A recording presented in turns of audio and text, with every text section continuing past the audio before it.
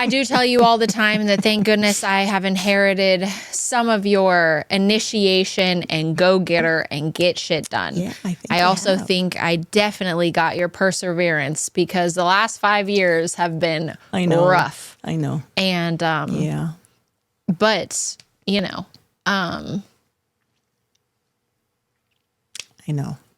yeah. I know, sweetie. You Yeah. did plenty more back in the day with less, Jules. Well, but I had help.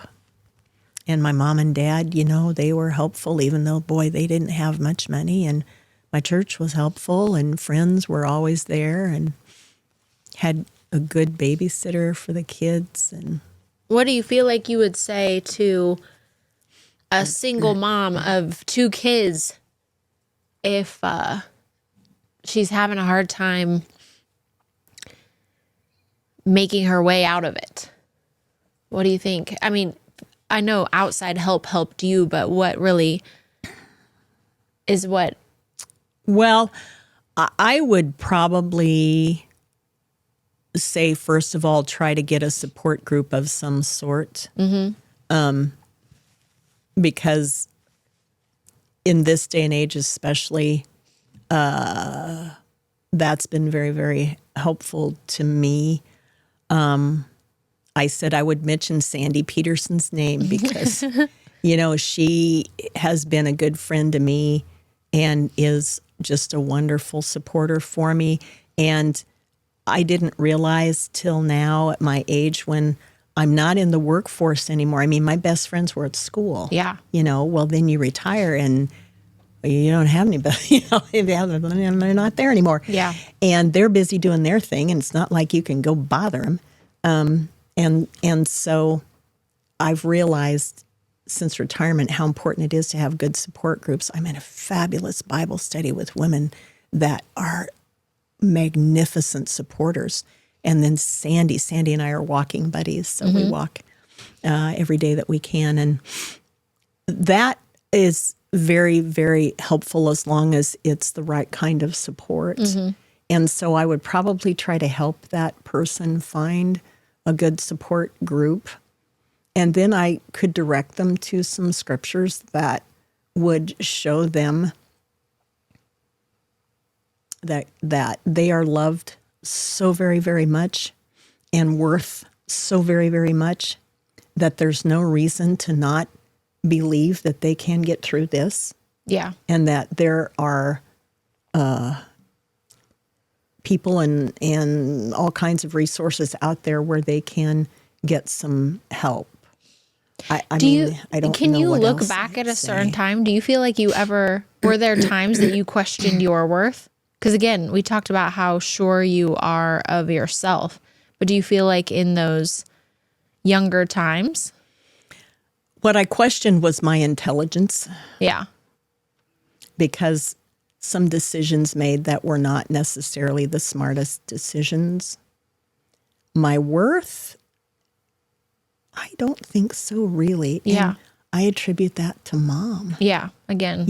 Again, I always felt like I was a worthwhile person.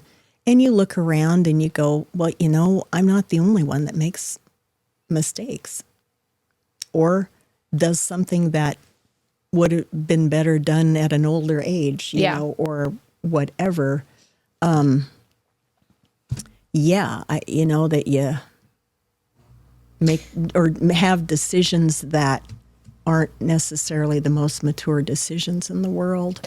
Do you remember any particular point where you actually had a conscious thought of like, I can choose A or B and it drastically impacted your life? Or was it kind of, I feel like you kind of just made the decision that you made and then just made the best of it and kind of just kept going forward. Do you really feel like there was ever much of a fork that because I feel like you just kind of continued to try to make the best decision after making one that altered your life in a lot of ways? I think the biggest fork probably for me was in deciding to go ahead and take college classes. You know, when Mom said, hey, and, you know, she wasn't forceful about it. She said, hey, you want to do this? Because I knew it would complicate my life quite a bit. Yeah. And then it would be several hard years. Right. Well, at that point in time, we didn't even talk about me finishing. Oh, yeah. Really it was just didn't. like, hey, you want to start this? Right. Yeah. Right. Just take some classes. And part of it was, you know, Lizzie had never been to a babysitter. And so, you know, that makes you nervous the first time around. And I had her with a lady in an in-home daycare, and Liz was smarter than this lady thought she was.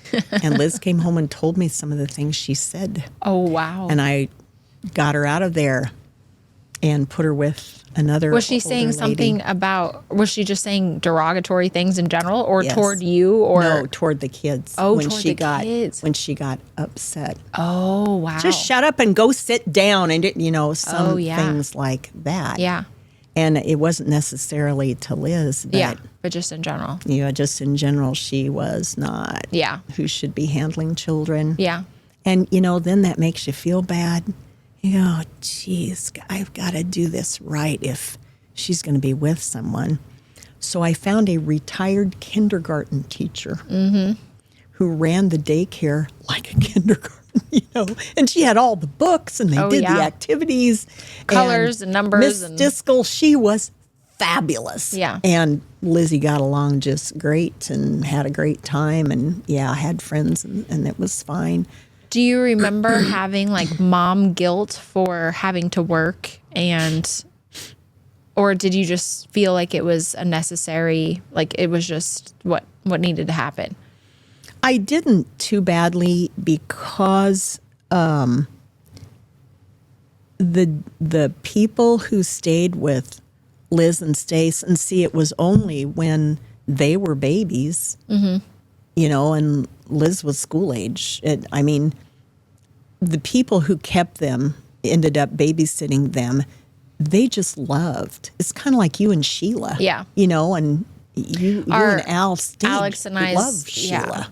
In-home daycare was with a family that we just absolutely adored and, you know, still talk to the Haydens Yes. to this day. Sheila and Dennis Hayden. And, Yeah. you know, they had kids that were close to your age. And I remember more than one day. Do you remember dragging you two home out of there? Yeah, we didn't want to leave. Bawling. We didn't want to leave. First of all, Sheila made us peanut butter and sugar sandwiches. she made Peanut butter and cookies. sugar sandwiches. Let the record show, and cookies. And I hate to say this, my mom was working real hard, but she wasn't making any cookies because she was working real hard. Okay. Right. She had 4 kids. She was working full time. She would make us a dinner, but she was not necessarily gonna be doing all the desserts and sweets. And we got spoiled at Sheila's house. Oh, you got spoiled rotten there. And so really, you just saw the greater benefit, which Yes. is Yes, all the it things. just, you know, you got along so well. I mean, if I could not have found somebody like Stiskel and then, oh gosh, I can't remember the name of the older lady that kept Stacy, and she was with her granddaughter there. And so they had a fun time too. And then Haydens and you guys, I didn't have too much guilt because, to be honest, I was so relieved I was teaching that I had, you know, summers with you and vacations with you that these other parents did not have. You would have been stuck in daycare all year long. Well, I That think it was okay. This also goes to show that you have never really been a person to say that you look at things like a half glass full way, but you really are. Like, you are a person that sees the good and, again, really doesn't dwell on the negative or what's not happening or what you're not able to do, you know? As long as it's not really detrimental, you know, or life-changing. Yeah. I mean, that's why I got Liz right out of that daycare, you know, and got her with someone who was a better person than that. Yeah. You know, and I wasn't going to risk your mental or physical well-being over it. But no, I can't say that I ever had any guilt about teaching, being away from you. And to be honest, part of that was I really felt like I helped a lot of teenagers. And that made it worthwhile. Kids, so, now adults and parents have come up to you in grocery stores and out on the street and all the time, my whole life, and told you how much you have impacted either their life or their kids' lives. And so that you've impacted. It was a wonderful career. Yeah. And again, I really felt God just guided me to that, because the whole eating thing didn't work out. So what are you going to do? Well, I guess I'll teach. Oh, I could teach at the high school. It was just kind of a meandering. Yeah. So, I've been rescued a lot, haven't I? What was your favorite part of teaching? Oh, just interactions with the kids every day. The connections with the kids. They'd come in and you know how it was. What are you doing? How you doing? And you going to behave yourself today? My mom has a good sense of humor, and it was sometimes lost on the kids, but sometimes... And many times inappropriate, too. Right. Yeah. Sometimes it really hit, and they loved would it. get fired for today if we said them, but, back then, Luckily, they didn't have phones to record you. Oh, no kidding. Yes. They did not have phones. But no, it was the interactions. And,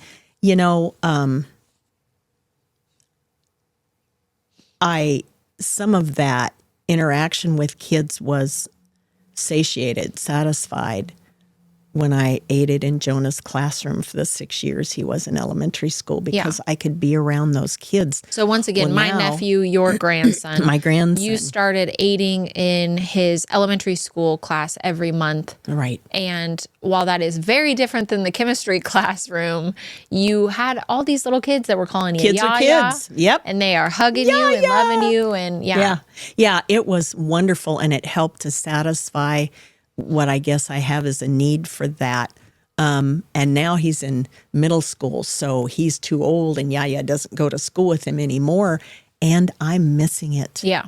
So I think what I'm going to have to do is go invade some poor elementary school in Kearney.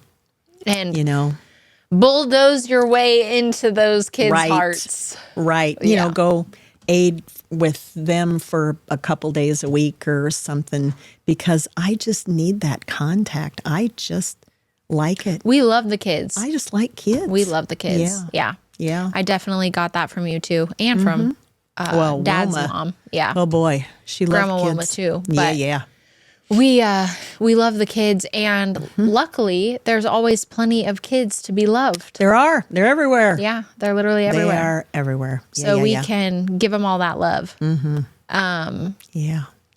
Anything else that you would love to share on things you've learned or that you can reflect on now and see that worked well for you, or that you would, suggest for others? And again, it's a hard time. It's a hard time to be a young person. It's probably a hard time to be an older person, but I don't know. And, there's constant obstacles if you're putting yourself out there. And so is there anything you would say for others that are, wanting to strengthen their resilience or perseverance? Well, I guess the one thing I think is very important is that, and I saw this a lot when I taught, kids coming through class who were going to go to medical school because dad wanted them to, or their sister was doing it, or they were going to teach elementary school because they couldn't think of anything else to do, and grandma was an elementary, and I think it's so very, very important that you find something that is going to make you happy going to work every day. And Sandy and I have talked about this, that we literally never had a day. Yeah. Think about that, where we didn't want to go to work. Yeah. Yeah. I can. It was was a wonderful career. Yeah. And I feel like I kind of fell into it. But that's so important that you try to find that. Because if you can find what you really like to do every day, then going to work is going to be a joy. That's one thing I will also say. There was never a day where you seemed to dread what you did or to go or anything. And again, this woman was working 70 hours sometimes because you really were there late at night. You were grading when you got home. You were grading all day Sunday. And so you put in setting up labs. Tremendous hours. And you never, dreaded it or were unhappy about it or anything. You really found a lot of joy in it. No, the most boring days we had were, as you can imagine, the days where there were teacher meetings all day long. Those were like, oh, you were stuck with those bums. When are the kids showing up? Or do we have to really go down I have to hang out with adults because this is no fun. I know, exactly. And speaking of this, I was thinking earlier, and I didn't say this, but it's funny because I have thought about how many friendships have really been important to me and shaped my life and been impactful in my, young adulthood. And you really didn't have that, which is interesting now to hear, I think partly due to the way you were raised and being isolated and being the only girl and, being a farmer's daughter and having all these boys. Right. But then also, again, it's a luxury to have the time to spend or try to foster relationships. You couldn't have gone on a 3-mile walk with Sandy 3 times a week when you were working, going to school, raising children on your own, Right. And so there are certain things about you and your life as the overthinker daughter of you are. my father that I see, of course, is so similar to you, but also so different as you. Yeah. And that's one where, those friendships and relationships have always been so important to me. And you didn't really have those so much until later in life. Yeah, and I knew that was the case. Growing up at that country school, didn't really have a good friend there. I did have a very good friend, Lisa, in the 4-H club, and then other girls that were really the best friends I had. But, you only saw each other once a month because they lived in different small towns, or they went to town school and I was in country school. But I knew going into junior high, because I went into junior high in Kearney, and here you are in a class of 270 kids when you've been going to school with 4 kids your whole life. I knew that my social skills were not good and had a hard time making friends, and really didn't do real well with that until I was later in high school. And I've just reconnected with one of my good friends in high school who's now moved back to Omaha, so I can't wait to reconnect with her, Jean, and that will be wonderful. But yeah, I was happy to have those friends working with me at the high school. Barb, they were one of my built very in. best friends, Barb and, Les and Pat and, those folks, they were built in. But then you get away from that and it's like, here I am again. I'm all alone. Yeah. I don't have a friend I can talk. Let's see. So that's why, like this Bible study I'm in right now, that has been wonderful because I really feel like those ladies are my friends. And then Sandy has also rescued me because she's just been a wonderful friend. Yeah, that's right. And it's great that I finally have that. But again, I finally have time to have that. Yeah. And no, that makes sense. And then the other thing I was going to say is that I really do love to learn. And I know how much you love to learn. And it's funny, I was just going to share this one little story because when I was at KU, it was at some point in college where I knew I probably wasn't going to go to medical school at that point because I was looking at some type of therapy. But we went to a Barnes and Noble and there was an MCAT book there and you literally just opened it and you just went down the line, knew all the answers in this MCAT book because I don't it was even like remember that. chemistry. Yeah. It was some sort of physics, Right. something. Yeah. And you're like, oh, well, this would take a little Really? work, but yeah.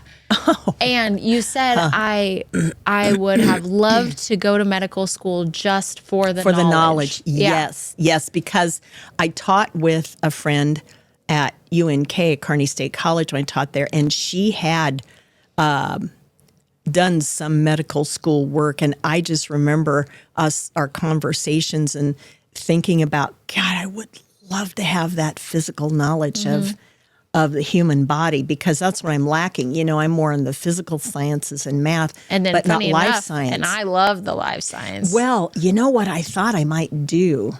I bet that the college would let me co-sit in on some of those classes for sure. there. Yeah. Wouldn't that be fun? Yeah. It's just to go, monitor, sit Well, in and some of those and learn then some stuff. Similarly, in grad school, so in undergrad, I was a TA for anatomy lab at the University of Kansas. And you loved that. And I loved it. And then we got into cadavers, human cadavers And you in really grad loved school. that. And I loved it. And I remember calling you and saying, Mom, I want to become a medical examiner. Yep. This is amazing. Yep. Which it was. Yep. And I you remember. said, honey, I think you like working with live people better than dead people. And I'm like, well, do I? It's hard to say. I kind of remember that. But yeah. yes, that was tempting, I know. but I know. I'm glad I went the route I did. Well, and I think that's true. I think that would have been This kind also of a goes gap. to say, and I think this was also something you told me when I was having a hard time figuring out what to do with my life, which has, been on it's been a winding path to a little bit of a degree, but you said to me that there were multiple things that you could have done and been happy. And that was actually incredibly important for me because really? I think as someone who, had multiple interests. well, no, just thinks that there's like a right thing. Oh. And especially at that point, because I was probably 18 or Yeah, 20, yeah. and you think that there's a right thing, a right way, a right path. Yeah. And you got to find this right thing. And it was actually really important for me to hear that actually there's a number of right things that could, Yes. suit you. Right. And Right. you're going to probably be okay with any number of them. Because I felt that way. I Yeah. think And I I would have think been that- exactly. delighted doing the Eaton You would have loved thing, it. and Yeah. I would have missed out on all the high school interactions. Yeah. But you know what? I could have found another way And to another interact avenue. with them. Yeah. Yeah. And I think that, seeing that there were multiple right things was good for me. And at the same time, I feel like no matter what, I would have somehow found working with people similar to what I'm doing. Yeah. Just with my love of people, Right. my love for kids, Right. my love for connection, and Yeah, so, there's no way you wouldn't have. I think you Yeah. would have had to have done that in some way. some way, shape, or form. For But sure. there were lots of ways to do it. And you enjoyed being an occupational I therapist. loved being an OT. Yeah, you were in an OT and were inpatient perfectly happy psychiatry. with it. I could have done that Yeah. probably my whole life. Yeah. I loved it. Yeah. I really loved I think you it. could have. So yeah. So, any last thoughts for our audience or people, Mom? Oh my. Well, I just wish you all out there the very best. And you love to meet new people and connect with do. new people. I and do. And if I could help someone out there in some way, Yeah. I would You be would. happy Yeah, you to would. do it, but I have just been so blessed my whole life. Yeah. I mean, look at how many times I could have gone right down the crapper, in multiple times. And it didn't happen. yes, I was blessed. and at the same time, a lot of that had to do with you. Well, A lot of it had to do with you. some, So we but must give credit where it's due. okay. But I still, I was just really, really blessed Yeah. in my life. And I wish that for everyone. Yeah. Well, and to wrap this up, Jules comes to Las Vegas every so often. She's at least here once a year, and she gets to meet fun friends and folks in my life. And so if you have some burning desire to meet Jules, she would love to meet you. She would love to chat with you. Yep. And so keep us posted. She's also, lives in Nebraska. So you have a local connect if you're around those parts. But I got a ton of requests to have Jules on the pod. So I'm really glad that we were able to do this, and I hope you all enjoy. This is the Peace of Wellness podcast, and I'm Kirsten.